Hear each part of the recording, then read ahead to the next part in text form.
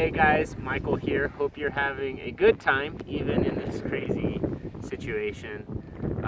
Here from Bessie Butte, actually, on top. We're just going on a little hike, getting out of the house.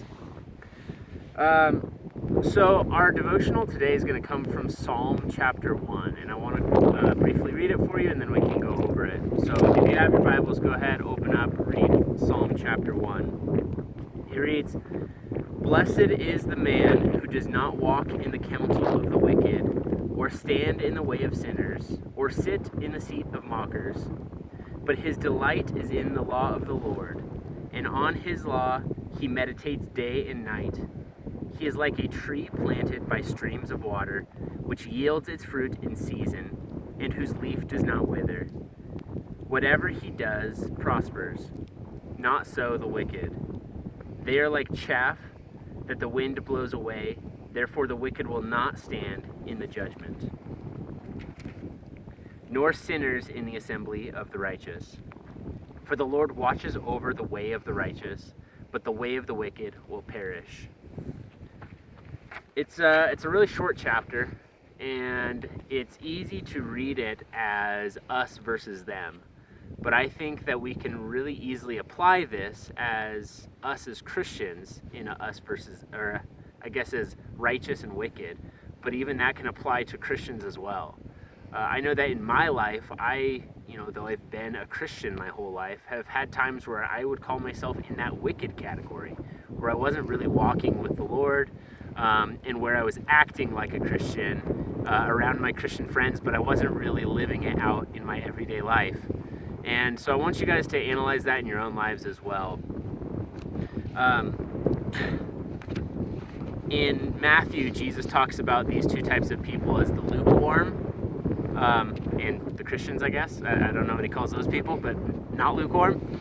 And I think the difference is changing your priorities. For me, it was making God my number one priority over sports, over school, over my relationships, and over all of those other things.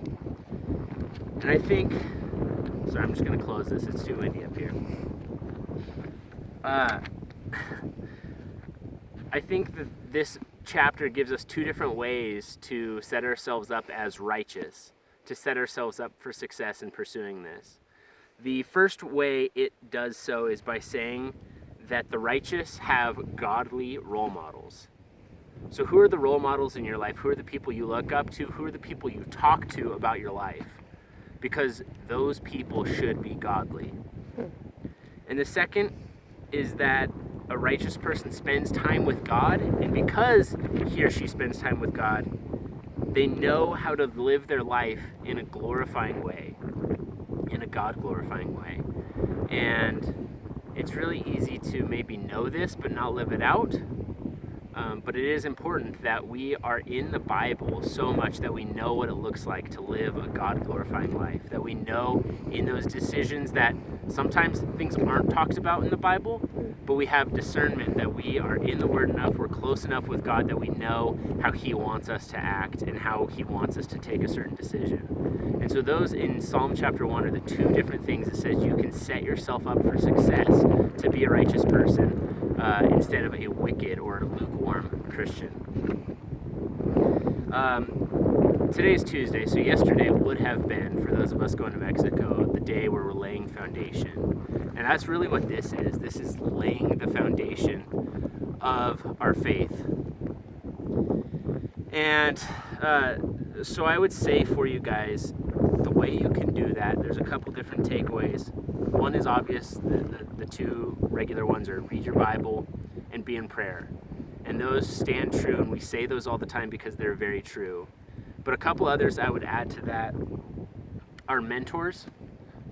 If you have a mentor, talk with them regularly, especially in this time you have an opportunity.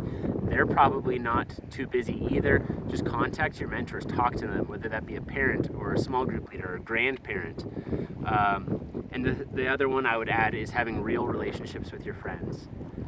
You guys have a great opportunity where you can't necessarily spend time together, but you can still talk a lot, you can still hang out, and you have free time to do devotionals together, to do Bible studies together, to talk about what's going on in your life, talk about your feelings, your emotions. Those are really important things. So encourage you guys to do that in this time.